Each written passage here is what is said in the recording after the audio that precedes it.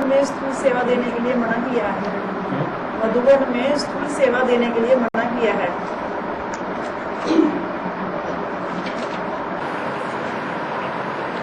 मधुबन किसका है?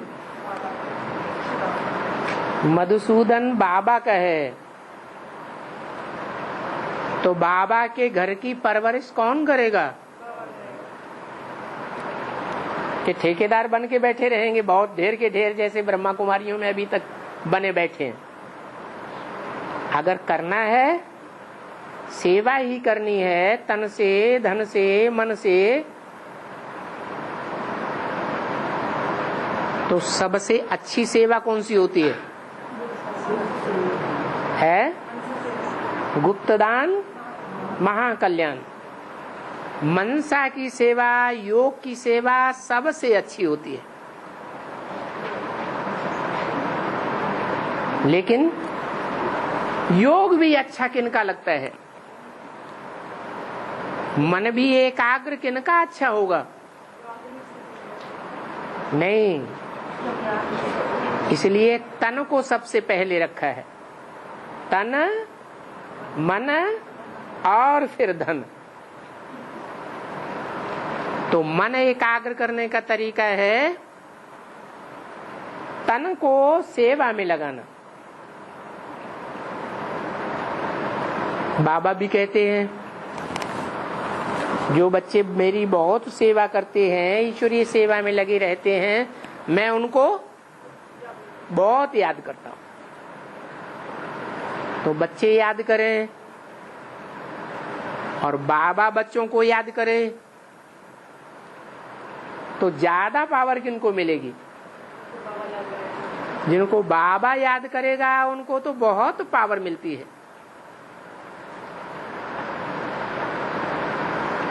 तो तन की सेवा मुख्य सेवा है।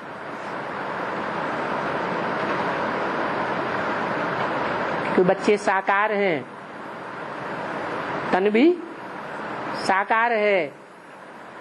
साकार दुनिया में साकार सेवा भी चाहिए। कब तक? ये कब तक चलेगी साकार सेवा तन की? है जब तक हमारी संपूर्ण निराकारी स्टेज नहीं बन जाती। जब निराकारी स्टेज बन जाएगी, मन एकाग्र हो जाएगा। मन है 11वीं इंद्रिय, मुख्य इंद्रिय, जिस इंद्रिय के आधार पर 10 इंद्रियां भी काम करती हैं और उनका रिजल्ट निकलता है।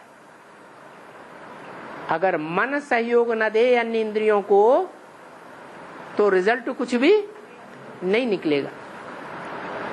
पाप कर्म का भी रिजल्ट नहीं निकलेगा और पुण्य कर्म का भी कोई रिजल्ट नहीं निकलेगा। लेकिन वो मनसा तो अभी पावरफुल नहीं है, इतनी प्रैक्टिस नहीं की हुई है जो मनसा एकाग्र हो जाए और जो संकल्प करें वो संकल्प सिद्ध हो जाए। एकाग्रता से ही ऐसा हो सकता है। इसलिए जब तक मन पावरफुल नहीं बना है, तब तक क्या करें? हैं? तन की सेवा करें। तन की सेवा में धन भी समाया हुआ है। धन काहे से कमाया जाता है? तन के द्वारा ही कमाया जाता है। तो तन से जो धन कमाया है वो हम किसको देवें? है? किसको देने से गारंटी है कि हमारा सफल होगा? है? देहधारियों के हाथ में देने से सफल होगा या शिव बाबा को देने से सफल होगा? और शिव बाबा हर जगह कहाँ अवेलेबल होगा? होगा। लेकिन बाबा ने निमित्त तो बनाए हुए हैं कि नहीं बनाए हुए हैं?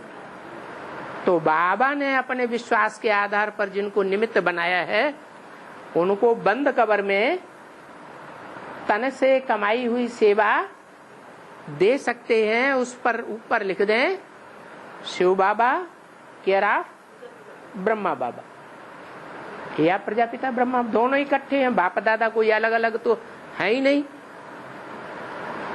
तो वो हमारी गुप्त सेवा हो जाती है। तो गुप्त दान महान कल्याण। अगर वो गुप्त सेवा न दे करके बहनों को खुश करने के लिए, इंचार्ज को खुश करने के लिए हम कोई सामान लेकर के खरीद करके देते रहेंगे तो वो गुप्त सेवा रहेगी या प्रत्यक्ष हो जाएगी? प्रत्यक्ष हो जाएगी। दूसरे, जो लेन देन आपस में करते हैं तो देने वालों का दिल और लेने वालों का दिल एक दूसरे के प्रति आकर्षित होता है या नहीं होता है? हैं? होता है। अगर यही परंपरा बनाए रखेंगे तो एक बाप से दिल लगेगी? नहीं लगेगी।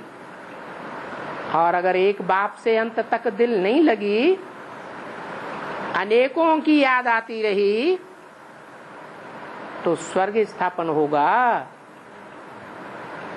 स्वर्ग स्थापन नहीं होगा, व्यभिचारी याद आती रहेगी। जैसे बेसिक में चलता रहा वैसे ही एडवांस में भी चलता रहेगा, फिर अंत मते सुगति हो जाएगी।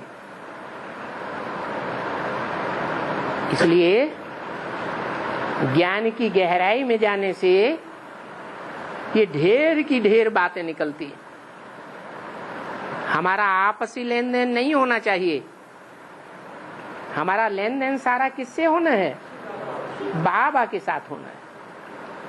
बाबा से लेना है, बाबा को देना है, बस।